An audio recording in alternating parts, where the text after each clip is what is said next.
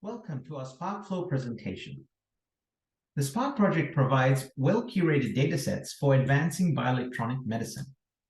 And what researchers can do is process this data in workflows to generate novel results, insights, and knowledge.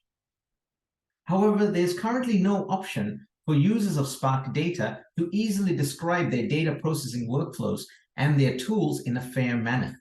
It's also difficult for them to run these workflows and reproduce their workflow results. So our solution was to develop SPARC-Flow, a Python tool to describe and run tools and workflows for processing SPARC datasets in accordance with FAIR principles. We created a series of tutorials to help highlight the features of SPARC-Flow.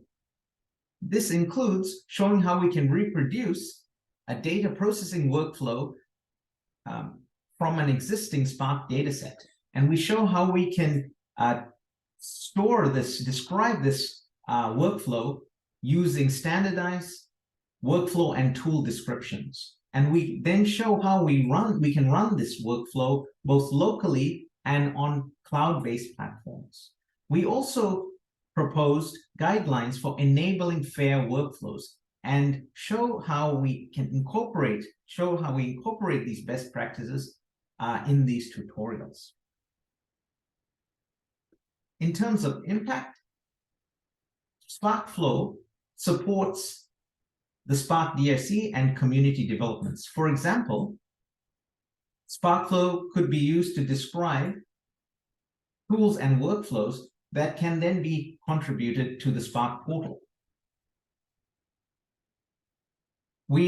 SPARC-Flow also allows workflows that use SPARC data to run on different platforms. And SPARC-Flow also supports our vision for enabling tool and workflow descriptions to be included in knowledge bases such that we can ultimately look towards automatically assembling workflows for different applications. Thank you from the SPARC-Flow team.